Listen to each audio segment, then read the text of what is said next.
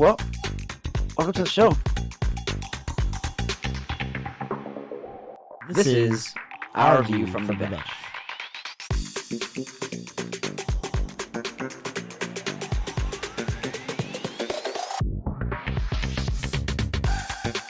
Well, welcome to the show. I'm Brendan, punching bag at work. And I'm Corey, skate cleaner for the local hockey team. And happy Thursday, everybody. Happy Thursday, dude. Happy Thursday, man. It's been a kind of a long week for me, but a good one, to be honest with you. How was your week? Actually, my week's been pretty easy now that the Ducks are on a long road trip and there's no Yeah. concerts because Disney on Ice took over the building the last few days and have now started their shows today through the rest of the weekend. We don't have anything to do with that, so we just got to worry about the store. It's nice, easy day shifts, although it is busy because of Christmas stuff, but Of very course. calm and actually like a chance for all of us in the merch department at least to kind of breathe a little bit. So I'm not complaining. But That's I nice. know you said you had the long week. How's your week going? Yeah, it was good. I had like this training. I am now officially a yellow belt in Lean Six Sigma process improvement. So it was kind of cool. Honestly, it's something that is basically just a way to like look at something and improve a process, whatever that process may be. It's kind of applicable to a lot of things. It's more for manufacturing. That's kind of like what its roots are, but it's really applicable across anything, even like your daily life. So kind of cool Oh, interesting. concept. So that was really fun. When you first started and said yellow belt, I was like, wait, when did you start going to karate? Yeah, no. They're kind of like tiers is basically kind of have it. I don't know why they're using that. My assumption is because everything is like based in Japan where it all started. Oh, It was okay. all That makes basically more started with by Toyota, at least the lean processing and stuff like that. Six Sigma was kind of invented. It's a little bit gray apparently on where its origins are, but Motorola Oh, famously used that when making phones and stuff like that. So oh, yeah. interesting. Anyway, so yeah, it was super interesting, super cool. But the great part is that I just had to work just Monday, which is chill, of course. I had 2 days in the class all day. Work today. I just got to work tomorrow, and then I'm on vacation. I go on vacation Oh, basically for Christmas, so that's right. I'm chilling now. Long Forgot you week, took but now it's good. Now it's forgot good. you So took the next week off. That's right. exactly. So we'll do one. I might be doing one from a remote location, depending. It's not going to be Corey's, like Corey was doing one at a remote location at my house. It's not going to be a Corey's, but I might be doing it at a remote location. So more to come. We'll see with that. But before we actually get started on this show, if you're not already, don't forget to subscribe. Also hit that notification bell. That way you never miss one of our new shows. And if you like what you see, hit the like button, man. Heck yeah, always hit the like button. Well, let's just jump into it. It was a crazy week for beginning of this week for week 15. There's a lot going on, mostly in the AFC. I mean, there's plenty of stuff going around everywhere. I believe there's only like 2 teams that have been eliminated mathematically from the playoffs, so that's how many teams are technically still alive. But there's a ton of 7 and 6 and a nice chunk in the AFC. So we're going to start in the AFC. There's the AFC West matchup tonight between the Raiders and the Chargers. Well, actually, it was really mostly between the Raiders I was gonna say. and nobody. But the Chargers, had some people in uniform on the field. Again, I don't mean to bash the professionals, but they got smoked tonight, bro. Did you see? Obviously, the final is not even 63-21 is not indicative of the beating they took because at one point No. it was 63-7. Dude, That's really where it was at. They let them. I think the Raiders just walked off the field after there was up 63-7. The Chargers were able to go up and down twice and get 2 touchdowns because the Raiders just kind of quit. They went to the club. yeah. Did you watch any of the game? So I honestly kind of because of the way the week has gone, I was off Tuesday. So like sometimes I forget what day of the week it is, and then my boss today also was like, "Oh yeah, it's Monday, right?" And I'm like, "Wait, no, what?" Like so I was Monday. confused on what day it was. But once I got home, I was like, "Oh yeah, there's a game on." So I turned it on, and it was already 35-0 Raiders, and I think it was like 5 minutes into the second quarter, and I was like, "What in the world happened out there?" Terrible. And like you said, it just got worse and worse. Next thing, I mean, 63 points. Chargers are supposed to be known for their Franchise record, I defense. think. Even if Easton Stick plays like the worst game of his life, and he did pretty terribly today, but the Raiders kind of beat him up and got some turnovers. Two of them you said turned into touchdowns. That's Yeah. still not 63 points that the defense could maybe slow down the Raider offense. But the Chargers just, I mean, they charged. I get how much longer is Brandon Staley gonna make it through the whole year? Just fire Well, him. Brandon, I mean, in the Chargers' defense, at least Brandon Staley is an offensive coach, right? Oh wait, no, that's right. That's the problem with Justin Herbert, right? He's the defensive coach, but giving up 63 points. I'm just trying to make the math here. I saw this one meme online that basically said, you know what? After tonight, Brandon Staley should just stay in Vegas. Just resign and just stay in Vegas, bro. You're gonna Yeah. get paid. Just quit and stay in Vegas. It is what it is. They don't want you there anymore. So Most bad. likely, this has to be the tipping point, right? I mean, I feel like it's already through week 15. Technically, they're the first team, right? So they only have 16, 17, 8. They got 3 weeks left, 3 games. Yep. They should just keep him. And then it's like as soon as the game is over, week 18, it's game 01, fired. Okay, I kind of understand why. At least I'm thinking you would say that. It's because if they keep losing, they get a higher draft pick for whoever takes over next. So yeah, keep him coaching. Hopefully, he wouldn't lose the next 3. Because if you fire him, they always say that dead coach bounce. They tend to, kind of win a game or 2. Although without Herbert all the rest of the way, I don't know if it would matter at this point. But still, not even beyond that, you don't want. I feel bad for the person who has to be put in that interim spot because unlike it being in the middle, there's not really much time to prove what he can or can't do. So I just feel like you're gonna fire this fool. Fire him, then you have the all off season to figure it out instead of, well, we already have this guy as the interim. Should we consider him more than the other candidates that are out here? You know what I'm saying? I feel like just cut it. You're not really playing for anything. Herbert's out for the season, so what I mean, just who cares? Just let him do it, work out the rest of the season, and then you're fired, and then we'll move on. That's what I would do. I mean, there's rumors that I think talked about in a couple episodes ago that if Bill Belichick parts ways, which sounds like is going to happen, he could go to LA. Which, if you're Herbert, I think I would be excited about that. But I mean, Bill Belichick has never won really anything without Brady, so maybe the defense, especially if you're Chargers, like they do have good defense on paper with all the guys they've signed. We've talked about they've had the most Pro Bowlers the previous 2 seasons, more than any other team. They're good, but Herbert's contract kicks in next year, which means the cap hit goes way up, and they're going to have to adjust the defensive side of the ball probably and get I can't imagine Khalil Mack's going to want to come back unless somebody like Belichick were to come in. He might think about coming back. So it's interesting to see what the Chargers are going to do here. But like you said, if you're going to try to get a high draft pick and possibly bring Belichick in, then just keep letting Staley coach for a couple more weeks and lose some more games. Go for it on 4th down 8 more times. Whatever you're thinking, whatever you're feeling.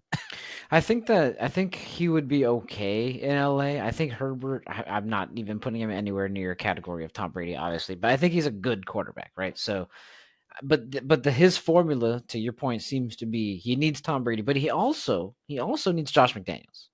He needs Josh McDaniels to run the offense. He'll run the defense. He'll have whoever the hell runs special teams because he'll probably help run that too. And then he needs Herbert to step up into a Tom Brady-esque role in a sense. Obviously, I'm not saying he's going to be that tier, but but he's be the guy.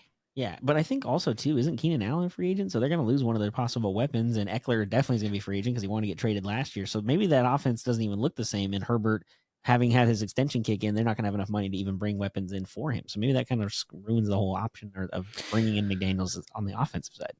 Yeah, Eckler is good. They need to figure out a way to re-sign him because I had Rocky pick up the backup for I forgot Kelly, something Kelly, Jay Kelly. I forgot his name. I'm sorry. I don't know if it's John or Jason or Jeremy, something like that. Something Kelly. And no, not the same. Not the same results. Same everything else. Quarterback, offensive line, playbook, everything. Not the same results. So they should try to figure out how to do Austin Eckler. I like Keenan Allen. I don't think you should try to let him go, depending on what he wants to get paid and if anybody else wants to pay him.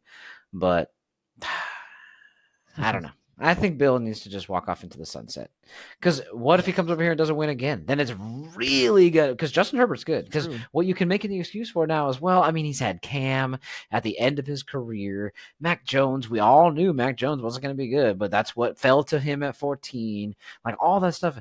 But if he comes here and he has Justin Herbert, who people think is already really good and one of the top quarterbacks, if not at least in the AFC West, which is pretty something to say with freaking Patrick Mahomes in your division, probably the AFC, if not the whole NFL, and he doesn't win in that, Tom Brady is okay. Good job. Yeah, we get it. He a great coach. Don't get me wrong, but hey, it was you. It was you. No, you're right. Had to have been, right? Yeah. Just walk off, bro.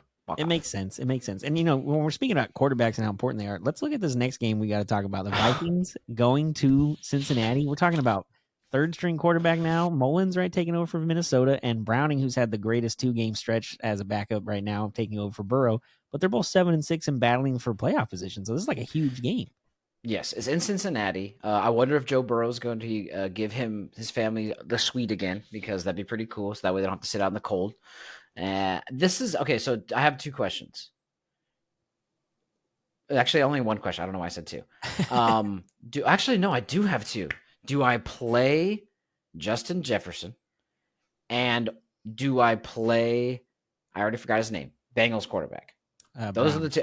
over Tua. Tua's hosting the Jets.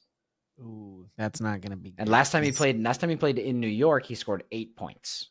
Yeah, and the Jets have been, even though they're not necessarily winning a lot of games, their defense has been keeping them in a lot of games, so they're not giving up a lot of points. And if Tyreek Hill's ankle is not good and he doesn't play, that takes another weapon off the field. So I don't know. I don't. I mean, the Vikings defense is not that great. So yeah, maybe Browning is a They have better the run. 31st ranked defense as far as completion percentage, which Browning is throwing near 70 right Yeah. now, and Okay, they're that giving might be up your near call. 70. So That might be I your might call. let that one roll, but I don't know about Justin Jefferson. Dude. I feel like he's Yeah, he obviously only really played what talented, a but quarter or so last week, and he yeah, he got hit got in the hurt. chest and got left. Luckily, So I I still won, but don't still. know if he's going to be very good. Okay. But Yeah, enough of fantasy. Anyways, I just think about it. Let me know after the show. I'm kind of curious about those two. The game itself should maybe be good. I don't know the real backup. Like if it was Dobson, well, I guess if it was Dobson, we would know it'd be bad because that's why he's been benched. But we kind of know what to expect out of Browning, and they're at home. yeah, If I that's the had big to, thing. It's an if I had to do outdoor a pick game 'em, in December. if I had to do a pick 'em, I'm picking the Bengals. But this one's going to be tight. This one's going to be real tight because obviously the Vikings are still playing for something too. The NFC is trash. I know the AFC is all bundled in there in 7-6, but they're already in a playoff spot, I believe, in the NFC. The Vikings Yeah. are. So Yes, they are. But they also have the Packers right on there behind, and they also have the Rams trying to get in. So there's a lot of competition at the NFC trying to get in those wild card spots. But again, Minnesota scored 3 points against the Raiders last week, and that was in a dome in Vegas. Now, if you're going outside into Cincinnati in December when you're a team that plays in a dome 8 games, if not more, because you went on the road to Vegas, so 9. I right, don't understand why the offense is going to be better outdoors. Now Mullins, I believe, I can't remember what college he went to off the top of is my it head, but Nick Mullins? I think so. But I know he had like a good college career, so that's why they're thinking like he might be able to throw and have some like kind of a gunslinger way of doing things. Yeah, it's Nick Mullins. Okay. Okay, Nick Mullins. Yeah, but I don't know. Going outdoors into Cincinnati, Cincinnati's feeling good. Their defense is playing well. They know if Browning gets off to, it's kind of like Exactly. Purdy. If he gets off to a good start and they get an early lead, then that defense is just going to be that much more difficult to score against. I agree. And the offense isn't bad. Like the way he's been running it too is efficient. He's doing well. Like I said, he's completing like nearly, not completely, but nearly 70% of his passes. It's really up there with weapons that he has. I think it's going to be a good game. I'm not going to watch it. It's probably not going to be on TV anyways. No, But I'm sure it won't. But the crazy thing to me is it's a battle of backup quarterbacks, which just seems to be the theme of the NFL right now. Like we're gonna see the Steelers like who? with Oh yeah, Mitch Trubisky going to Indianapolis against Gardner Minshew. Again, two teams 7-6 and battling for wild card positioning at this point. I don't know, man. The Colts and Minshew, man. I hate the Colts from all those Peyton Manning years as a Titans fan, but it seems like a little more fun with Minshew. Like it's just such a weird story that they're even Magic, right? here at this point. It's like Fit Magic all over again. Yeah, and obviously Kenny Pickett has been somewhat replaced, I believe. I think he was either hurt or put down. Not put Yeah, he down. hurt That his sounds like a ankle. Remember, freaking he had dog. to. Yeah, so he got hurt. So, but it's not like they did much without him. So they lost to True. the Patriots. So they're reeling. They started off hot, dude. Remember we thought they wouldn't be that good because they would be towards the bottom of the division because for sure the Bengals and the Ravens are going to be at the top. Well, obviously we know how that played out. But Yeah. there was a lot of talk, at least between us, that this is well, they're kind of regressing back towards the mean. They've lost a lot in a row, and they're just one game above 500. That coveted spot that Mike Tomlin hasn't really fallen below yet. So battle of It's so both close. 7-6, both in the AFC. These are literally going to affect the standings immediately as soon as this game is over. Yeah. It being in Indy, and like you said, the Minshew magic there. I'm running with the home team again. I think the Colts take it. The Steelers defense is going to be what keeps it in. I think TJ Watt is back. So that's going to be the one kind of wild card. If they can do what they did at the Yep. beginning of the season, which is get out gained, but somehow win games, maybe they can stay in it. I'm taking the I don't know. Colts. I'm with you, man. Colts at home in the dome. They're feeling good about themselves. Minshew and them. And like the Steeler defense has been okay. And I think JJ Watt or TJ Watt, I'm sorry, was cleared that he is going to play this weekend. So that'll make it a little Yeah. more difficult. But I still think they just haven't been as good as I mean, they give up more points than they've scored, and they've somehow still had a winning record at this point. So this is the week I think they dropped to 7-7 and really kind of put their playoff hopes in kind of dire need, depending on the rest of their schedule. And if you're the Colts too, like you're battling not only for a wild card spot, you're only a game out of the division behind Jacksonville still. That's very true. That's very true. I hope that they make it interesting because Houston's also making it interesting. Yeah, So that very that good. whole because they're 7-6, I believe, right now too. Yeah, they are. The 7-6 party literally carries on. And when you talk about the division being in jeopardy, that kind of plays into this game as well. The 7-6 Broncos are visiting the 9-4 Lions, but the Lions have lost two straight after a 9-2 start. 9-2, I mean, two straight is not, you're not nothing to panic about yet, but making it three at home would be really bad. Yeah. The Packers are right on their heels. The Vikings are right on their heels at 7-6, so they're only two games back. If the Vikings do end up winning that game, we think they are losing, and the Lions lose, it will be a one-game separation, and that's Wow. not how it started. That means my preseason pick of the Vikings winning the division is still alive. It's still technically alive, yeah. But the Lions need to do Wow. something about it if they want to change the narrative that is around the Detroit team, which Yeah. is, yeah, we might be like loud, boisterous, we might be able to win a couple games here and there, but in the end, we're not winning. Yeah, Well, and they they have they did prove it. They proved at the beginning of the season that wasn't it. yep. Kind of fallen a little bit. Do you think? But Russell Wilson's looking good, dude. I He's was having gonna a say that's the crazy thing though. resurgence right now. It's not that the Lions have struggled for 2 weeks or whatever, like they have, and they're 9-4, like you said, but the Broncos have won 6 of 7 to get here. I mean, they were 1-5 at one point, and here Yes, they are 7-6. They're on a roll. You're going to Detroit. It's an indoor stadium, so like no weather you're factor, which comfortable. if you're the Broncos, you're used to playing at home anyway. But I don't know, Russ and them, even though they're not scoring a ton, their defense is Scoring really good enough. right now. And if the Lion offense comes out and struggles like they have the last 3 or 4 weeks, there's no way that the Broncos aren't going to sneak this win. And I don't know. I feel bad. I feel like Goff had such a good start, and they were talking about like, ooh, maybe he'll be in the MVP conversation. Now that is like long gone. He has completely fallen apart. He had a 3 interception game, I think, on Thanksgiving. Then he had the 3 fumble game the next week. I mean, he has just been a turnover machine. Kind of looks like his days back with the Rams, where they start off hot, and then he kind of is the fault or the reason that they end up losing some of these games. And I hate to say that I hope it happens, but I don't want it to because I want the Lions to actually be good for a Me too. change. Me Like in too. my lifetime, it'd be nice to see him get in a playoff game and win one, maybe. Yeah, I agree. And this is a Lions team I feel like a lot of people can kind of get behind. There's a bunch of people, that person that you just talked about, Goff, who, a lot of people would consider that, oh, the Rams just kind of kicked him away. They got the guy they wanted. They won the Super Bowl. Who cares about Jared Goff? Well, he's like his little comeback story too. The coach that everybody fun of because he's biting kneecaps and all this kind of stuff and getting punched and biting more kneecaps on the way up in his initial press conference. Well, he's getting his time too. A lot of people who have been in the league who have gone over there or people who have been drafted there thinking it's this dead end. Well, they're getting their time to shine. They're still in the division and they need to win this game. I'm rooting for them to win this game. I No, think the they're gonna biggest do it. thing that you were talking about the Lions getting off to a slow start, I do think it's double sided. I will not dispute anything that you said about Jared Goff because I think it's all true. But I also think that losing CJ Gardner Johnson at the beginning of the season, I think in like week 1 or 2, really kind of put like the edge off their defense. It's okay to sustain that when he's the most trash talking guy in the league, right? That's what they Mhm. said in the thing. Players So when unanimous you're missing unanimously, that, yep.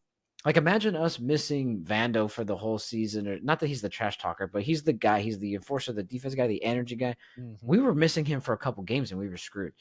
There's a little bit of a high that you could write off the injury and the fact that your offense and everything is doing well. But eventually, the season, it's a very long NFL season, even though it's a short amount of games. These games are intense, man. You know what I mean?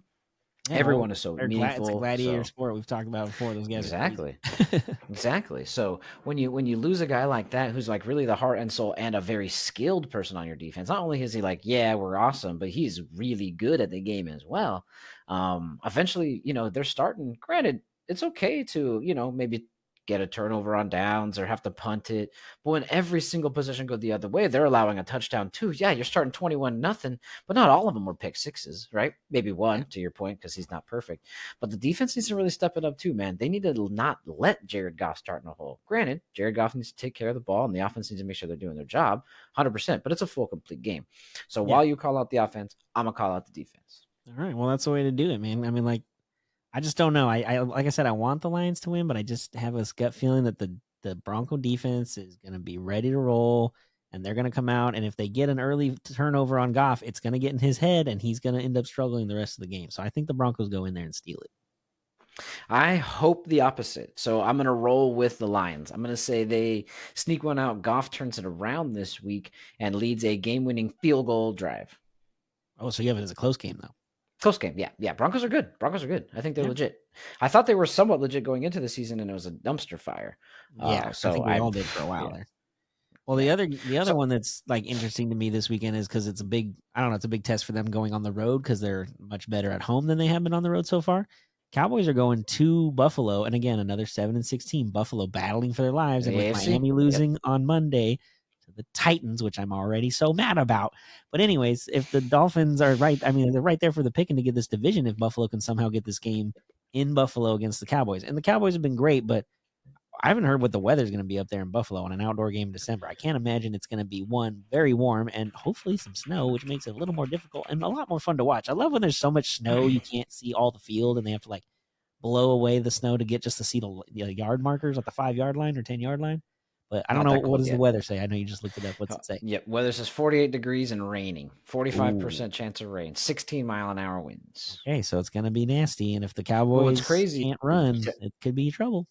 yeah, it dumps to what's crazy though is like maybe weather can shift. It's only a couple days away, but Tuesday's weather is 28 degrees. So if it gets Oh, as cold as it might supposed to be, and some of that rain stays, maybe it does turn into snow. But yeah, damn. Then you got it's to gonna talk be an about ugly game. Yeah, then you got to talk about wind chill factor and that comes into that play. Oh God, I really hope that this has got to be the CBS game of the week, or at least Fox, I guess, if it's the Cowboys involved. This is going to be a huge game on Sunday. Yeah, there's no well, yeah. Honestly, the one thing that you can guarantee is that the Cowboys will be on television. You know what Yeah, I very good point. mean? Somehow, some way. Somehow they're gonna make sure the Cowboys are on television. Right now they are, yeah, Fox Okay, 125 okay, that makes sense. They'll be the morning game on the Pacific. East Coast. Pacific Yeah, Coast. so Yeah. I don't know. I'm just like I said, it's an outdoor game. The Cowboys are 7-0 at home, but that means they're 3-3 on the road, so they're not very good compared. It'll be interesting to see. I know Buffalo. I mean, they got that win last week against Kansas City. Whatever about the foot on the Kind of line for barely. Tony, yeah, but I mean, they gotta be. I mean, they better be ready though, because Allen, if that defensive line for the Cowboys gets to him early and he makes a lot of mistakes that we've seen throughout the year, and you mentioned his interception problem and being like Jay Cutler, then the Cowboy defense might feast and this could be over early. But with the fact that it's raining, possibly, maybe there's more run game involved and there's more play action and short passes, so that less opportunity for him to throw 2 or 3 picks. I can see that. I have two names: Micah Parsons, Deron Bland. Yeah, they're pretty good. Exactly what you just said. The gentleman loves to throw interceptions, and the Cowboys have somebody who I believe, set the NFL record for most pick sixes in a season, and I think he did it in like 11 or 12 games. Yeah, pretty good. So watch out for these two. Run defense, Cowboys overall graded run defense 7th in the league. Oh well, that's not going to be good. But hey, if it's raining and Overall wet defense outside, 4th that in the can league. if it's raining and wet outside, could change the whole game and the whole way that they go about it. So who Yeah. knows? Pressure, 3rd in the league. Dang, bro. Cowboys are actually pretty good. Coverage, 7th in the league. They're a top defensive team, which is something that Buffalo really isn't. They have a decent coverage, but overall defense they are 9th, not as good as Cowboys 4th overall. So they'll be at home, and the weather, like you said, is going to be a big factor. I'm rooting for the Cowboys. Let's go, boys. Yeah, I think I'm only rooting for the Bills just to make things more crazy in the AFC and kind of screw it up. And I mean, the Cowboys have already lost a game to both the Niners, right? The Niners beat them and the Eagles. So like, if the Niners can just do Once their Eagles, job, they beat the Eagles too, yeah, obviously. if they do their job, the Niners will get the 1 seed. So I kind of just want them to not have to worry about it all the way. Plus, again, I feel like if the Niners have I clinched want the everything Niners. by week 18, it makes things a little more interesting if the Rams were somehow to win that game and get to 9 or 10 wins.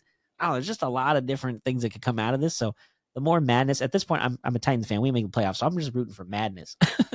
I'm rooting for Rams lose, Niners lose as much as possible. Oh yeah, Cardinal fan. That makes sense. Another huge one when we referenced this earlier is when you did is about the Colts catching up on the Jags in the AFC South. So the Jags, they're at home. That's good. That's good. Not so good at who they're playing. They're Yeah. hosting Baltimore, bro. It's gonna be rough. Well, I don't. This is gonna be a pick 'em to me. I'm gonna go. I'll look at the things right now. Tell me what you see. How you see this one unfolding, dude. Well, I don't know. The Jags have been kind of up and down. I mean, they're 8-5, but they've been up and down. They haven't been playing well. And Lawrence, even though he played last week after coming off the high ankle sprain the week before, you got to wonder how he comes back the second week because usually it's that first game that you got the adrenaline up, you kind of get through it, and maybe after that it kind of runs its course. So it'll be Yeah. interesting to see. I know the Ravens, they got a big win Slated last to week play with so that. far. Okay. I know the Ravens got the big win last week against the Rams at home with the punt return in overtime, so they're That's obviously feeling crazy. good. But the other thing too, if you're the Ravens, you're 10-3 and you have a nice stranglehold on that number 1 seed, and you do not want to take any chances of losing it. So, and you're going to Florida to play. It's not like you're going into the. I mean, they're from the cold, so they wouldn't mind the weather's issues. But you're going down to Florida Right. in December. If anything, that's where you want to be playing football. So, and Jacksonville's like, again, they're okay, but depending on Trevor Lawrence and how they look, their defense has been too. It feels like the last couple weeks. Just overall, they've been kind of struggling and lethargic, I think, to watch. So Ravens, I think Ravens go down there and steal it and get that 11th win and really, really put a hold on possibly The winning that AFC. number 1 seed in the AFC. Yeah, I think they do. I think they do. Well, you saw the script, right? The Super Bowl colors are the purple and the red, so that means the Hey, Ravens and the who picked those Niners. 2 teams to be in the Super Bowl this year? I'm just Yeah, saying. I you didn't did. see the You did. logo. I just picked them. You have the script, Corey. That's not fair. Ravens are favored by 3.5. Okay, that makes sense. I It's see basically a 6.5 them. point game then, because if you're at Yeah, I home, think you usually get the they. field goal. I would bet they cover. Yeah, I I'm think so taking the too. Ravens too, Yeah. which really tosses the AFC South into a whirlwind. Houston is. That would be great. Yeah, you guys are favored at home by 3. Yeah, because I think CJ Stroud is out. Last I heard, is not looking to be playing. He had the concussion protocol last week, so he might be out. Colts are favored by 1.5. Yeah, toss him again. This division is going to get crazy. We thought the Jags were going to run away with it. We thought the NFC South was the only weird, really close one, but AFC South's keeping it with it.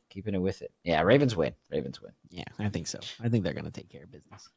You did just mention the Niners, though. I'm rooting against them, but they are the only team so far to actually clinch a playoff spot. They haven't clinched the number 1 seed overall because they're obviously tied in a 3-way tie, while they have tiebreakers over both teams they're tied with. Technically, the season's not over until they don't get the 1 spot. I'm sorry, until they I think 2 more games probably, right? Yeah, well, I mean they're playing the Cardinals this weekend, so that should be an easy. Yeah, win. it's an L. Oh, Should be an easy win for the Niners. Yeah, like I don't know. I just they're really good when they're healthy and they got everybody playing. They are the best team in football, I think, and it's going to be hard to beat them moving forward as long as they got everybody on the field. yep. Yeah, it's gonna looks like Ravens Niners. Yeah, it is what it is. But it's also December. Let's see what happens. Got to play the game, It's as my close. dad said the other night, because the Dolphins and Titans. My dad's a Dolphins fan, so of course my brother-in-law texted us Monday like, "Oh, Titans father-son duel tonight." And I was like, "Yeah, we're gonna lose, dude. Like we're 14-point underdogs. Like what are you That was talking about?" nuts, bro. Not And like then you he cover, texts obviously. back, You won. "In Levis we trust." I'm like, "Yeah, bro, that's just because he's your fantasy quarterback because your league sucks and you guys have too many rules about who you can draft or whatever." And then they win, and my dad the next morning, that's why they play the game. I'm like, oh, I did not want to win that game. Like, that's cool. I am happy they won in a sense because it means that Vrabel is still a good coach and they want to play for him. So that's all I care about. I just don't want Vrabel to get fired because it's not his fault that the offense completely sucks and Tannehill got hurt. And, like, you know, it's just Henry's old and the offensive line hasn't been as good. So I think we talked about this a couple weeks ago. I'm ready for them to move into like that next era of guys. Like they had that run with Tannehill, Henry, and all that, but it didn't work. So now it's time to kind of get some new pieces and kind of put a new group together and see if they can do something with them. I can see that. Which I mean, Another new stupid teams, group being new places. formed. Wait, what were you gonna say? Another stupid group being formed. Oh, okay. I thought you were gonna say something about football, but I was leading into if you're talking about people going to new places and playing in for new teams, dude. Ohtani to the Dodgers. God, that was like the one team I didn't want it to be. It was happening, bro. It was happening. know. I told you it was gonna happen. I know. I wish I could have put a bet on it. I don't know where you could bet on stuff like that. I only Probably see couldn't have games because and just stuff like on you couldn't FanDuel. bet for him to win the AL MVP once he got out because it was definitely his. There was no True. contestants. Yeah, true. There's all that hoopla at the end there. I know this is like the breaking news. Just not a huge Dodger fan, to be honest with you. Yeah, They get well, this is what I this to be honest with you, this is what I don't like about baseball. I don't really care, but $700 million, like that's insane. That's $70 million a year, or is it? no. This it's is what not. is so stupid about baseball with this whole contract. I know everybody's talked about it. I'm sure everybody's heard until they're blue in the face. They got the $2 million for the first 10 years that he's actually going to be playing, and $68 million of it deferred for the after that 10 years is up. It's just insane. I know some of it does still count towards the cap. What, Yeah. like $40 million I of think it? the But cap hit will that's be 45 or 46. So it's still a chunk, but like you said, it's not the 70 that you would think it was going to be. And I'm not with that you, it man. matters in No, baseball yeah, because there's yeah. no And cap I'm anyway, with you, so it doesn't man. really Like matter. we're diehard baseball fans. Like obviously we're Diamondback fans, so we don't just love like the We just good went to the teams. freaking World Series. Yeah. Yeah, we paid a pretty penny for those tickets, and they were fun, but it was a Yeah. loss. But regardless, like Yeah. Yeah. we're real baseball fans, and to see like, I mean, the rich get richer. I get it, and like the collective bargaining tax or the what is it? The not collective CBT. bargaining, Yeah. Yeah. Yeah. whatever it Right. stands for. Competitive. That's what it is. Oh. Like I just, it's so annoying because like, and again, they talked about how it was Otani's idea. It wasn't the Dodgers, and that's cool and all, but that's because he makes another 50 million off endorsement. So he's one of the few, if ever, people that can afford to do this in this way and have the contract situated. But it just sucks because like, why doesn't every team just do this now? If like, the whole point of the CBT was to keep one team from not being able to stockpile all the super good players. But now that's exactly what the Dodgers have done. And I get it. Freeman and them did it. It's legal. It's not against the rules. I Yeah. understand all that. But just from the Just stupid perspective rules. of the sport, it's like, dude, come on. Now, then, and not only that, like you look at all the other details and things that have come out of it. There's this weird clause that if for some reason Friedman leaves the organization or Walter decides to, the Walter family decides to sell the team during a season, then all of a sudden at the end of that year, Otani hasn't had a chance to opt out. Now I get why he asked for that. One, you already came in the idea like defer 68 million. So why wouldn't the Dodgers say yes to anything else you ask? Because at that point, they're golden. They don't care what you do. So then you Exactly. ask like, okay, if that happens, that happens. And then, he's getting a suite in the stadium for all regular season and postseason games, provides for the interpreter, which that's all good. That's all great. It's just like, come on, man. Like, it just sucks. Cause like they're gonna win. There's no I guess baseball is crazy in October, but they just look at the lineup with Betts, Otani, and Freeman at the It's top three. yeah. Like no matter who else is batting in that lineup, which they have Will Smith at cleanup, they are gonna be good, and it's so frustrating. And then I don't know, it just annoys me, man. Just annoying. Well, no, it is super annoying. I mean, we're going to talk about another trade that they made today, Yeah, so that they just get better because that's what one of the things that they were missing was starting pitching. Well, they acquired Tyler Glasnow. We'll get to that in a second, but while we finish up on Otani, yeah, I'm not even trying to be like a hater on the Dodgers. I don't like them. I don't root for them. We're in the same division as them. We swept them, right? And they had a huge payroll with great names on it last year. But it's just an eye roll. And again, it's not even really at the Dodgers. It's not at the Dodgers at no, all. It's at baseball. It's at Major League Baseball for just like catch up, dude. The other leagues are really competitive because they put a cap on the major markets. yeah, They have to. But that's one thing that, and I understand that people, oh, actually, baseball is pretty competitive. You think about it, I mean, the Diamondbacks and the Rangers were the, yeah, and pigs can fly if you put them on a plane, right? But it's rare that it happens. Is what I'm trying to say. You know what I mean? Like, it's not all the time. So I mean, look yeah, at last year, Denver and Miami.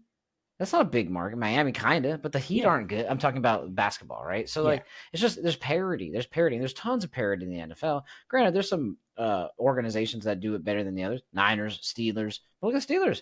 Great organization. Six Super Bowls. Six Super Bowls in New England. 3-10. Like it's just there's always the way that they schedule, the way that they do all this stuff. yep, They just make it to where, and the salary cap to me is the biggest component, to where it's actually a competitive market. There's a reason why everyone's mad at the A's owner, but there's also a reason why the A's owner does it. Because yeah, how is he going to compete unless he is just dumping all of his money, which that's not what he bought the team for, which is another conversation to be honest with you. yeah. Of course. But if he can't compete, imagine if Steve Ballmer owned the fucking Dodgers.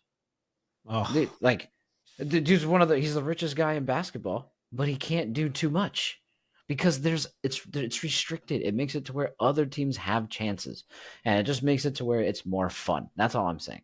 So yep. it's not this is not a shit on the Dodgers thing. It truly is not. I'm not a fan, but that's not what it's about. To me, this is just stupid baseball. This is just stupid baseball being stupid. To be honest with you. So Yeah, I don't I'm know. with you. Not a fan And of it. like you said, the rich get richer. I mean, they make the trade today for Tyler Glass now, the starting pitcher, and outfielder Manuel Margot from Tampa, and all they give up is Ryan Pepio, a pitcher, and outfielder Who? Johnny DeLuca, who I don't even know who that is. And I know Who? part of that is baseball. When you make trades, the salaries don't have to match. It has nothing to do with it. And it's because Tampa, who is a small market team, they already Can't announced, I afford. think, a month ago that they were going to cut their payroll down to under 90, if not closer to $80 million.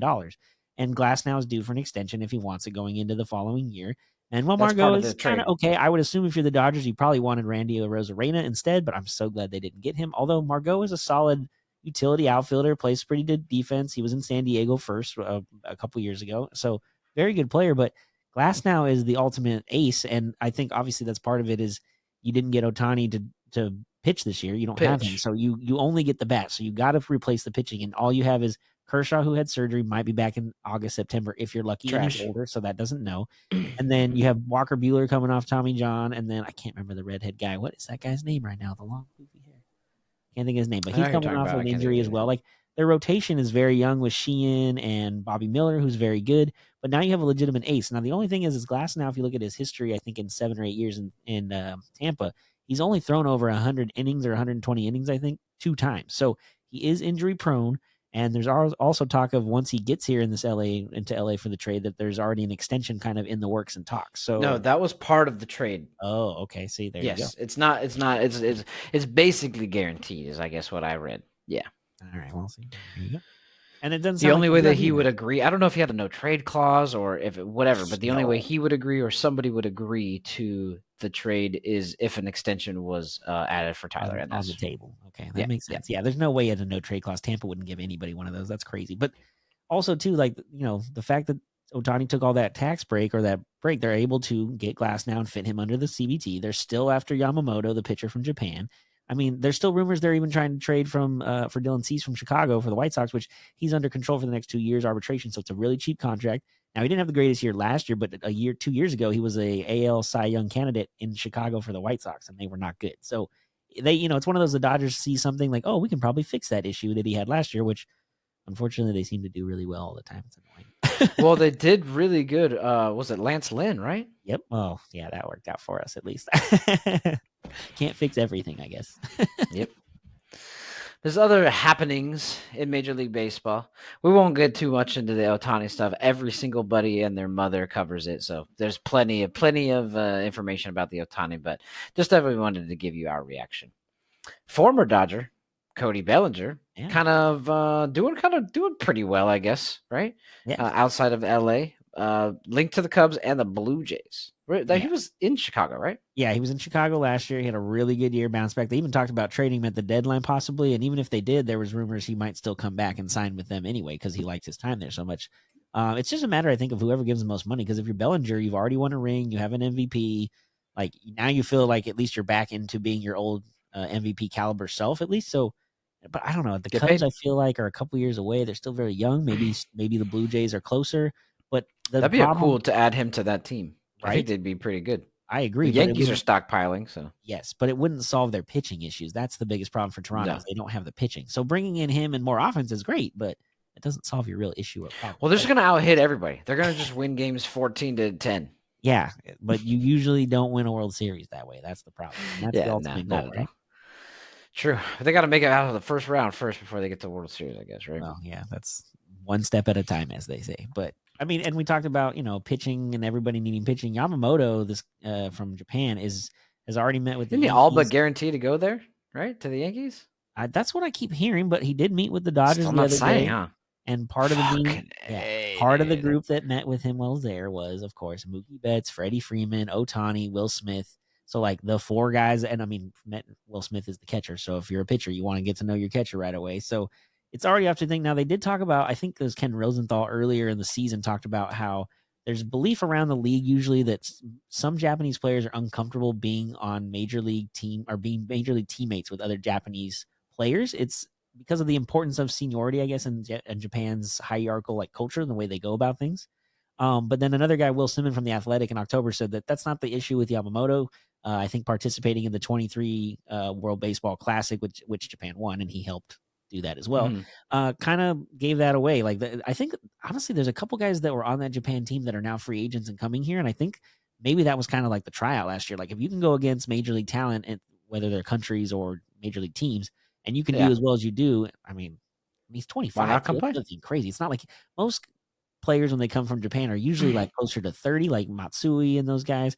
Ichiro is one of the few young guys as well, but he's only 25 and he's been really dominant over there. And I think even won an MVP as a pitcher in that league. So he's got to be worth it. But I know he was looking at like 7 or 8 years. That's a long amount of time for a pitcher, no matter how old you are. I hope he doesn't go to the freaking Dodgers. Just give him to the Yankees. I don't care. Yeah. Even the Giants would be fine. Although I don't really met with the Phillies, I think, today. So that would be interesting. That'd be cool. Go to Phillies. Yeah. I don't know. Maybe I don't know. If brotherly. Yeah, he does. He has one bad game. They want to freaking hang him. You know what I That's a mean? good point. Yeah, Philly is. We talked about Philly has the craziest fan base. So Yeah, no, not that, not that. Other Asian players that are freaking killing it, coming over and playing in majors, signing still, dude. yeah, Giants, since they missed out on Otani, decided to go switch, come back mainland outside of Japan, come to Korea. Got the Korean League MVP outfielder Jung Ho Lee, 6 years, $113 million. Can, however, opt out after 4 years. You like the signing? I do. You know, they talk about how good he was in the Korean League, won MVP. I think if I remember correctly, too, his dad also played in the Korean League back in the day and also won an MVP. So it's kind of like the family genes is playing baseball. I mean, again, another guy who's 25.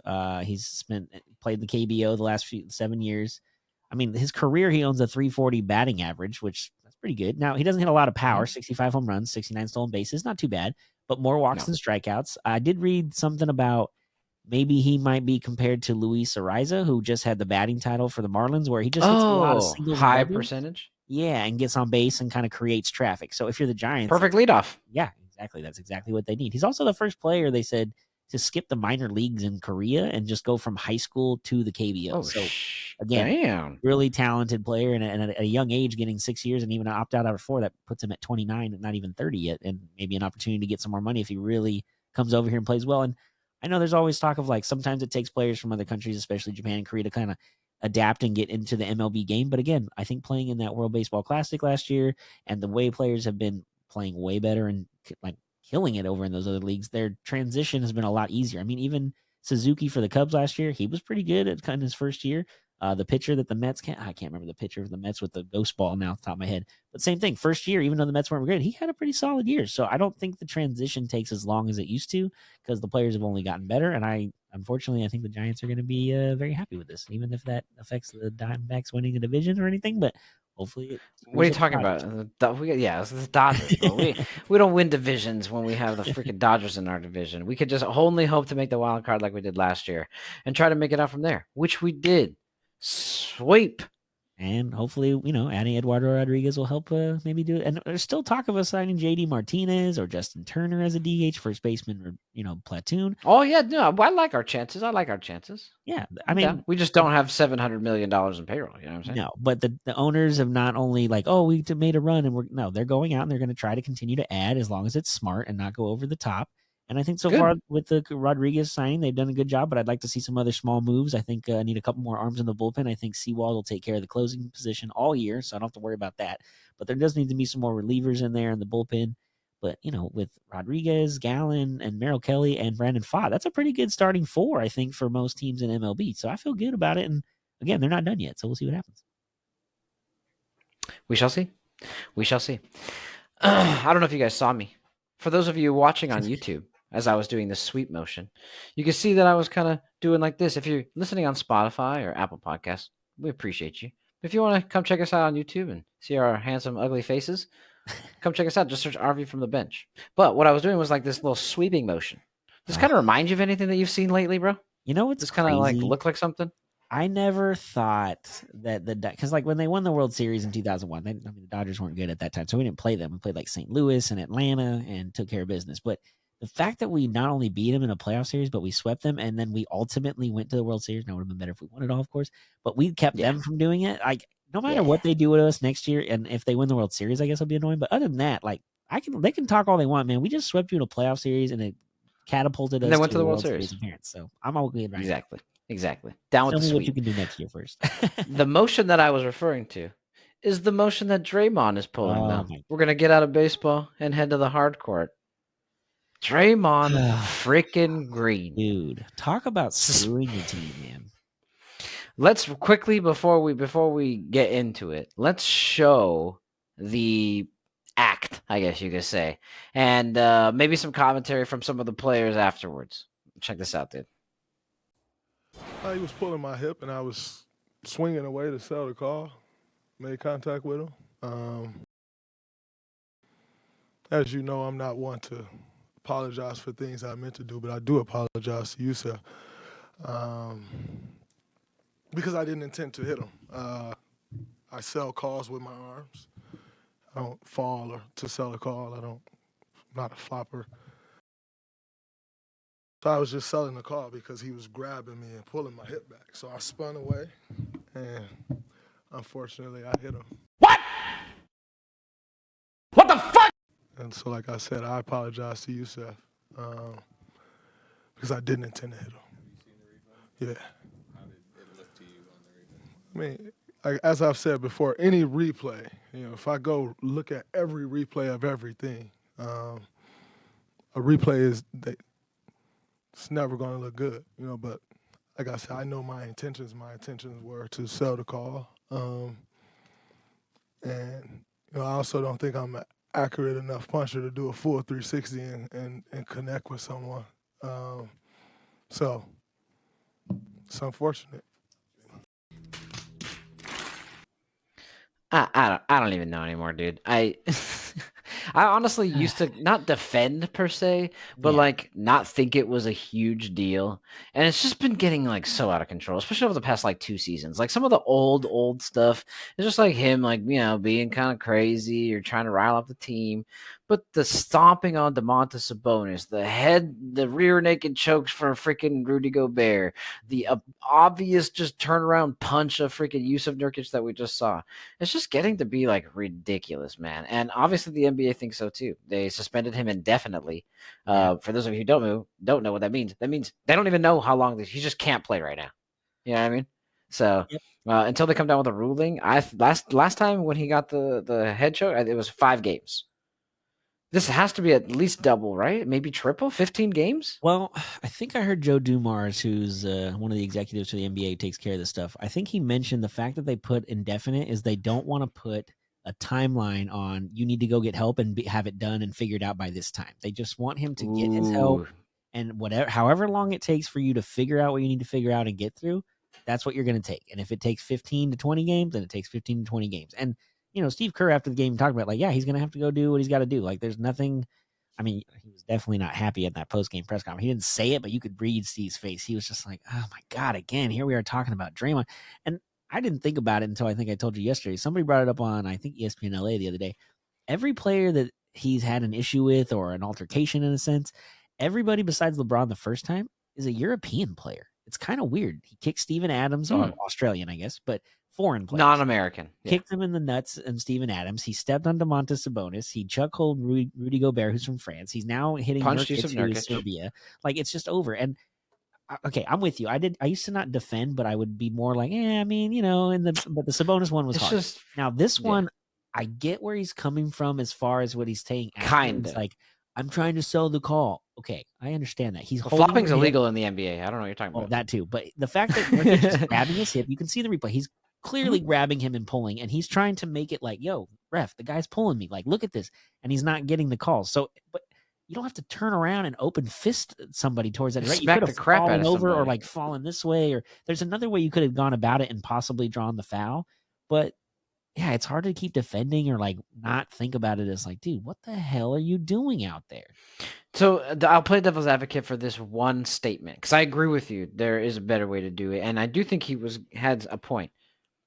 Let's think about it this way: the flopping, right, is kind of like what he was trying to do. Has been in the NBA for a while, and I know somebody who has made it an art form. There's plenty, believe me, but the person that comes to mind for me is James Harden. Now, tell me, in all of his flopping calls, how many of them does he punch the other player in the face? Yeah. You see what I'm saying? Like, I get what you're saying, but then to your point, where are you taking it and why so far? Yeah. Like, And I don't know even what's if- going on for him. Even if you were, since he's grabbing you on this side, wouldn't you like ultimately pull this way instead of the opposite way? And then why do you have to throw your hands toward? I mean, you have to know he's right behind you. He's pulling on Yeah, you. he's can't- fucking touching you. That's what yeah, you're you trying to can't be sell, like, right? Oh, I didn't know him. It's not like I think I was listening to ESPN LA this morning. Sorry, I listened to them a lot, but this morning Travis Rogers talking about it's one thing if they were in the paint going up for a rebound and elbows and arms are kind of all over the place and like Yeah, happens, and you agreed. can kind of be like, Or whatever. you're at the it's 3-point bad, line. but you're standing there at the 3-point line in front of the referee and there's nobody else near you. It's just you two, and you do that. It's so obvious. And now, I don't know. I just don't. One, the Warriors are screwed because they finally found like a small ball lineup with him in there that was working. And then he gets thrown out and now he's going to get suspended. Chris Paul is looking old. Klay Thompson has not looked great. Not playing. I Hey, mean, he made NBA history tonight, I know Corey. you talked about Okay, it. he became the 166th player to get 14,500 points. Okay, he passed Blake Griffin and Bill Russell. Okay, you watch it. Yeah, I'm with you there, but I'm just kidding. 166th player, like, bro, that's Yeah. not history to me. Yeah, Come that's on, man. weird. I'm talking like top 10, top 20, at least 20, top 50. I don't know, man. And you gotta feel bad for Steph because like they're already struggling and not playing well, and like now that you have like the core defensive guy, like they're just not going to be the same. I have to wonder that. I mean, we all They're thought not it, trading him. No. They're not going to trade. Steph will play only for the Warriors unless he tells them get me out of here, which I don't think will ever happen. I feel like he's got 4 rings. You don't really need to prove anything else, man. You've done everything. You own every 3-point shooting record, and will continue to add to it for the next 3 or 4 years or whatever you decide. But you don't think he'll get tired of losing? I mean, he might, but I think because they've done so much winning. I mean, he's 35, so how much more time does he really have anyway? Like he did start his career off with terrible knees and ankles, and has worked his way to this point. Not But wrong. eventually, like Not wrong. He's gonna give up, or maybe it's time to do something else. He could go play golf in like the senior tour or something at some point too. He's a really good Bro, golfer. he's like 36. I'm saying in a couple, not right away when he retires. Oh. Eventually, he could have like a It's like second senior career. tour. Damn, bro. And be like on a PGA tour of some sort, or like the older tour. I don't know. It just, I feel bad for the Warriors, and like I know most people hate them because how good they were for this last 10 to 15 years, but I thought it was a lot of fun watching them. They were entertaining. They changed the game the way it's played, and it's continued to grow only because of that. So I think they did a lot of good things, and I feel bad for Steph that this might be the end of his championship window. I think the 22 or the title a couple years ago was kind of the end of it. I think it's over. I do feel bad for Steph. I like Steph Curry. And to your point about people hating him, remember we were talking last night. I saw that poll on Bleacher Report. It asked for they have the poll. There's only 4 options, so it's not like you could just list every team and then have everybody actually pick. But they have a question that was answered by almost 33,000 people. What is your most hated NBA team? There's 4 options. One was other. One was the Warriors. One was the Lakers. And one was the Celtics. I, of course, voted for the Celtics. But in last place at 2.6% was the other. Yeah, with the field. At 14% was Boston. So, yes, you heard that correctly. At 16.6% was the field. So, basically, 30 teams or 28 teams. Are there 32 NBA teams? No, 30, so it'd be 27 because we have 3 listed as the thing. Yeah, so it'd be but taking Boston and the field out. So there's only 30 of 28 of the NBA teams accounted for only 16% of the hate. Okay, the other was split between the Lakers and the Warriors. And to your point, 30% was to the Lakers, 29 point something, or to the Warriors, and 55% was towards the Lakers. Whatever, I get that part, but I don't get why they hate on the Warriors. People just don't like whoever wins a lot. Is that the answer? Yeah, and I think unless it's your own team. Yeah, like we were talking about yesterday too when we were prepping for this. Like, I think part of it is the Celtics. Yeah, they won a title in 2008, and they've been to 2 other finals, 2010, and then a couple years ago, and they lost to Golden State. But like, they haven't been consistently in the finals and all the time like they were in the 80s with the Lakers. So people kind of, especially on our West Coast, I mean, we're huge Laker fans, but all those battles were in the 80s before we were alive. So we only have the 2 battles in 08 and 10, and we split 1 and 1, and so it's not really that big deal because that 08 Celtic team is the most annoying team ever. But regardless. I don't understand why people hate the Warriors either, but I think it's more of a recency bias because they've been good for the last decade plus that they're at that second spot. But the Lakers are always going to be the most hated because 1, they have the most fans, and everybody else. Yeah, and that LeBron definitely does not help the case now because a lot of people don't like him either. So I'm not shocked the Lakers got number 1, but I'm also not shocked the Warriors got number 2 over Boston. I think Boston's recent 20 to 25 year history is not nearly as good or decorated as Golden State. And again, Golden State went to 5 straight finals. They went to 6 and 8 years. Like, there's a lot of repetitive people, like you said, sometimes either people love the dynasty or people hate watching the same people win over and over. One person that broke up that dynasty per se, that one of the ones that kind of helped cap it off, not directly, but in the sense of somebody else won, was Giannis and the Bucks. Man, that was a good run. I know they beat the Suns in the finals, but that was a good run. They had a good run last night too, playing the Pacers. There's a huge amount of drama that came out of this game too. Man. This is basically the two biggest things that are all over the news today. Well, Draymond's been on the news for obviously a couple days now, but this whole game ball story, you heard about it, right? Oh, I saw it. I got home Yeah. and turned the game on, and I know part of the thing they talked about was when they played in the semifinals in Vegas for the in-season tournament. They went and Indiana celebrated pretty heavily the fact that they beat Milwaukee, and I think Milwaukee thought about that, and that's why Giannis came out and scored 64 against them. Like, he obviously didn't Woof. lose to them again. They had already lost to him twice in the tournament, so I think he was over it. But after it was all over, that's like you said, that's when the drama started. You see Giannis, like, I don't know where I started. All of a sudden, you just saw Giannis and Tyrese Halliburton on the sideline or baseline, animated, and you're like, whoa, what is going on? And then Giannis runs across the court into the tunnel to go to the visiting locker room with security guards trying to pull him back. And it's like, what in the hell is going on? So it turns out, Yeah, quickly before you get into it, Giannis had dropped 64. Not only was that a career high, but that was a Bucks franchise record. yeah, exactly, career high. Yeah. What also happened that night was Dame became fifth past Kyle Korver for fifth most 3-pointers made all time, all in that game. 64 for Giannis, career high. 64 for the Bucks franchise record. Moved to fifth all time. Okay, so that's why this ball is important. Go ahead. Sorry, I wanted to kind of set the all stage. good. That makes sense. So when the game is over, you would think that they're in Milwaukee. It's not in Indiana, so the ref, you would think, obviously has to be aware of what's going on. At least the 64 part, maybe not the top 5 threes, but the 64 part. I mean, on the scoreboard, you can see it. And the ref holds the ball when the buzzer goes off, and for whatever reason, the Indiana Pacers assistant coach goes straight to the free throw line and puts his hand out to the ref. The ref okay, hands him the ball, and then he takes off with the ball, and you're like, okay, I know you guys had a bad beef or whatever from these last couple games, but why would we be stealing the game ball from a future Hall of Famer setting a franchise and a personal record high of scoring? Why would you take that ball away from him? So then it turns out that the Pacers had a guy, Oscar. Let me see if I can say this right. Tshiebwe? No, that's not right. I know that's That's right. probably wrong, but it's okay. Good try.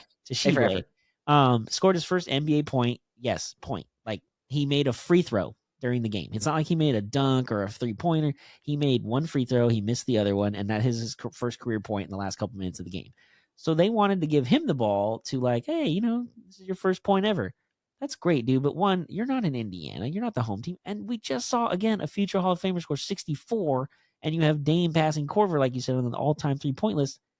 How do you think oh, I'm gonna go take that ball for this guy? Go take the backup ball from the sideline, Exactly. the other ref, and let them keep the real ball. It's just weird. Yeah, I'll give my take in a second. I want to show the audience the Giannis was interviewed afterwards, kind of asked about it. I just want to show that real quick. I just want to show it. Can you confirm that you have the game ball from tonight? I have no idea. I'm not gonna lie. I have no idea. I don't know. I really don't know. I don't know. I have the ball, but I don't know if it's a game ball. It doesn't feel like the game ball to me. It feels like a brand new ball. I can tell. From I played 35 minutes a day. I know how the game ball felt. The ball that I have, which I'll take and I'll give it to my mom for sure. But I don't know if it's actually the game balls. But it's okay. Lives continue. I don't even have the game ball from, which hurts me. I don't have the game ball from Game 6 in the NBA Finals. I don't have the game ball from that either. But it's just fortunate. I've never seen this before. I feel like you can. I don't know. I'm not even gonna comment on that. I don't know if I have the game ball, to be honest with you. And that's what you thought they had the game ball. That's why you ran after them in the tunnel. I knew they had the game ball. I didn't think they had the game ball. I knew they had the ball. First of all, you cannot. I don't know how it works, but I assume I cannot just walk in any arena that I play and just take the ball. Dame was fifth of all time. I scored 60. At the end of the day, the ball that they gave us, I offered it to Dame. I scored 60. He scored multiple times 60. He scored 70, and he should have had the ball. But at the end of the day, I don't think it's fair for anybody. And I understand. Look, Look, I understand when you score your first point in the NBA, like you want to have the ball or whatever the case might be. But at the end of the day, like we're talking about the guy that just jumped over, skipped Kyle Korver in the all-time list. And in my opinion, I feel like we should all, kind of stop what we're doing and appreciate greatness because, as Kyle Korver said in the video, how many people can say they're top 5 in something that they do? He made it, the most threes in NBA history. I'm right there. I'm chasing him. I'm 2,000 threes away. But yeah, I don't know. It's at the end of the day, good team. They played extremely hard. They have a great coach that they're very well coached, and that we are going to see them in January again, and we know that they're gonna, play at the best, and we gotta be ready, And if we are not ready, they're gonna beat us like the last 2 times that we saw them. Giannis, Rick Carlisle said that in the tunnel, one of your guys' players elbowed the Pacers GM in the ribs. Did you see that? Are you aware of that? No, I didn't see it. I didn't see it. So I don't. I'm not gonna comment on something that I didn't see, and I don't want to create a narrative that maybe that happened and it actually did not happen. Maybe coach saw that, and I'm going to respect his view. And if you want to ask more questions, next game you guys can ask about the whole situation and who, elbowed who. I didn't see that. Yeah, man. I mean, he seems to be trying to be genuine about it. He just wants the ball back. He wasn't trying to do anything. So couple things. I was watching Gilbert Arenas' The Arena today. Him and Kenyon Martin, of course, he's always on there. They were talking. And they basically were kind of Kmart was basically just like, I don't understand why I don't have my first point. I had it's just insane that they would even think that first points. He's like, bro, Right? the biggest thing they were both talking about was they're in Milwaukee. Right. There shouldn't That's even what I be said. anything. Okay. So 2 things though. One, I forgot who the lady was, the nice young lady that was on Gilbert Arenas' podcast. I'm sorry, I forgot your name, but she mentioned this actually isn't even his first point. Kinda. He scored 1 basket in the in-season tournament final game, Oh, which that doesn't technically count. doesn't count as an NBA game, right? But he's technically already scored in the NBA. So it's even weirder that not only did you have 1 point, 0 of anything else in 6 minutes that you played, you thought that was what guaranteed that you should get the game ball. But technically, you didn't even again. I get the championship game doesn't count as an NBA game. The Lakers also weren't going to give up that game ball of the championship for in-season tournament because if you're LeBron and the Lakers, you want that in your display case. So I get it, but still, come on, man. Again, grab the backup ball off the sideline. They have 3 or 4 balls they bring to the 2 captains and say, which one do you guys feel comfortable? They both dribble it. You feel good with that one? Cool, let's play with that one. That's the backup. Throw it on the rack. Just take the backup ball. I don't understand. Yeah, so, but here's the thing. New footage came out today that shows, and they broke it down on the Arena, your story that everybody was fed is actually a little off. So at the end of the buzzer, Dame shoots it. The buzzer goes off. The game is over. The ref collects the ball and starts walking towards the free throw line at the hoop that the Bucks were just shooting at. Correct. Simultaneously, a Bucks bench coach comes over and takes the ball from the ref. So the Bucks have possession of the ball.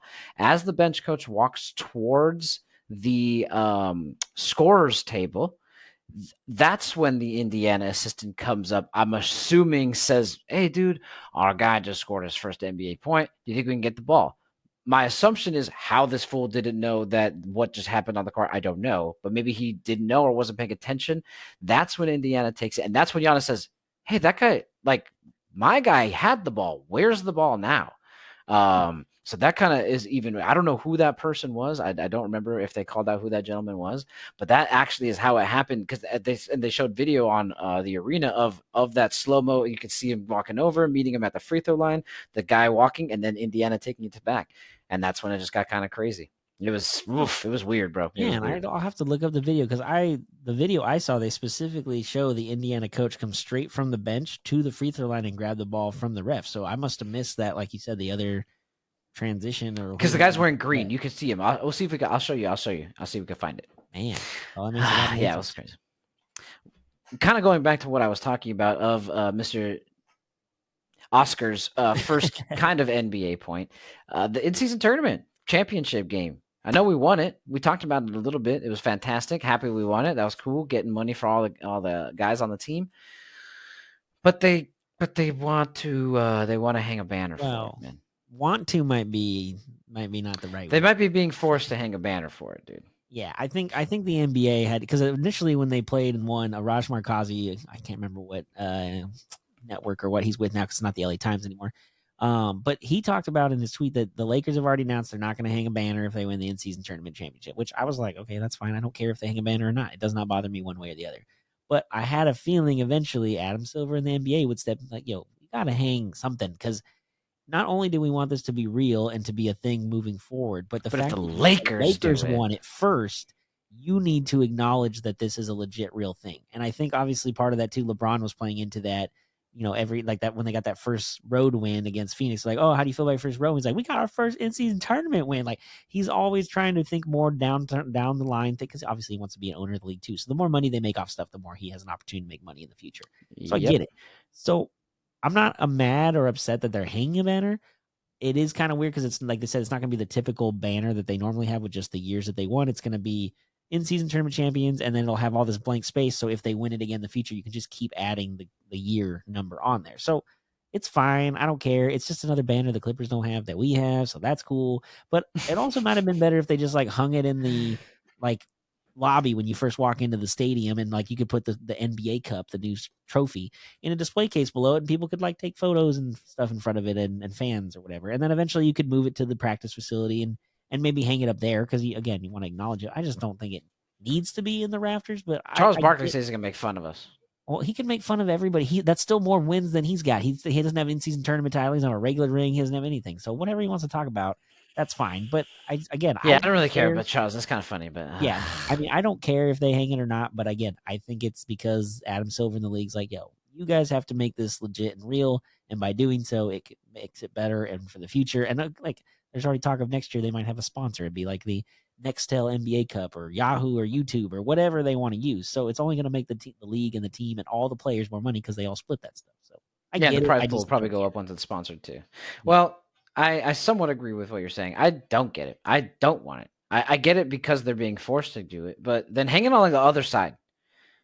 Yeah, you can hang it over there. 17 banners, 17 banners, retired numbers. That's it. No division, no Western Conference. Who the fuck cares? Banners, numbers. That's all. I don't want it. I know what's happening, but I don't want it. I think it's fucking dumb. I do care. And I say no. There's not enough room in the rafters. There's not enough room. There's not enough room in Boston either, and there shouldn't be. Fuck off. Yeah. Like I said, I can't believe they made him change the parquet court. I'm not even a fan of this. I fucking Dude, hate him. They But said that was the I first respect their time- fucking little thing. They said for the first time ever that the Celtics didn't play a home game That's what on I'm saying. the parquet floor. That's That's I'm what I'm saying. surprised that Boston let that happen. That's crazy. That's what I'm saying. I don't think they should have, and I'm not even a fan of theirs. But I like little pieces of like history or tradition that you kind of hang on to like that. And our tradition is hanging NBA championships, and that's what I think we should stick to. So I get it. I understand it. All the points that you just made are extremely legit, but I think it's still freaking dumb. We're gonna wrap on that one. We both had really long weeks. We've been trying to just get through this, and this holiday season's I was kind of gonna getting say, here. yeah. It's getting dark early, and just all Dude. this kind of stuff. So So early. My gosh. I was like, at work today and it was like 4:15. Already looked like it was 8:30 outside. By the time I was looking out the window, I couldn't believe how dark it was so early. It's crazy. yeah, so we're gonna wrap it there. But we do have, of course, one more. We're gonna go with this week in sports history. Let's run it. Do it.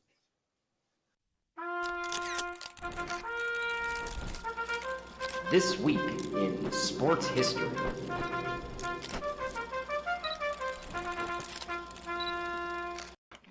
So this week in sports history, got two. Honestly, dude, remember we were rolling through the list of things that happened lot. this week? There were a lot. There was too much. We literally wrote it, and then we went back as I was scrolling. I was like, wait, no, I have to delete that one because I think this one's kind of cool too. So let's get into it. let's kick it old school first. We're gonna take it back. December 13th, 1997. Okay. Michigan's Charles Woodson is named the first predominantly defensive player to receive the Heisman Trophy in the 63 years of the award at the time. Woodson and the Wolverines go on to defeat Washington State in the 1998 Rose Bowl, claiming a perfect 12-0 season and a share of the national championship. He is still the only person that is a primarily defensive player to win the Heisman Trophy. Dude was insane. Obviously, I bring it up because the Heisman was just handed out to the LSU quarterback. I apologize, I forgot his name at this exact Jaden moment. McDaniels? Jaden McDaniels, thank you. But I thought that was kind of a cool time. This week in sports history is something that hasn't happened before and it hasn't happened since it happened. So, congrats to Charles Woodson. Dude, that's crazy. He's the first one to like. Oh man, you know what I'm thinking about too? You said that they won the Rose Bowl against Washington State. I'm thinking back. I'm pretty sure that's Ryan Leaf's team back in the day before he got drafted by the Chargers. Oh, yeah, I think you're right because he was drafted with Manning. Yeah, exactly. So that tells you But how. wasn't long Manning this was. drafted in '97? It would have been 98 because it would have been the 98 Rose Bowl was in January. The draft would have been in April. So I would think it'd be the 98 draft. And funny story, I actually have, well, I don't know if I have it anymore, but I did have an autograph from Ryan Leaf because my dad took me to a Chargers game for the first time as a kid. He was the quarterback, and on Saturday, the day before, we were in downtown at a restaurant. He happened to be sitting in the booth behind us, and my dad's like, "Oh, that's Ryan Leaf over there." And the waiter went over and told them that we recognized him. He came by and said hi and like signed a coaster for us. But I mean, the coaster might have been worth more than the autograph at this point, to be honest. That's terrible. How dare you? Hey, he didn't have a How great career. dare you. I can't just ignore it. That's a good joke. That's funny, bro. That is funny. I like that. Okay. You are 100% right. That's exactly, he was on the team. He played That's what I Michigan. thought. They lost in the Rose Bowl, 16-21. Yep, that Damn, was it. crazy. That is pretty crazy. Good, nice little pickup there. Let's see. How did he do? Did they have his stats right here? So I mean, he was drafted that high. He had to have had a really good season. And I mean, Washington State in the Rose Bowl up against a 11-0 Michigan team. That's not a fluke, I don't think. Yeah, that's very true. Very true. I don't really have much stats right here. I'm sure I can find it somewhere online. But we're going to move on.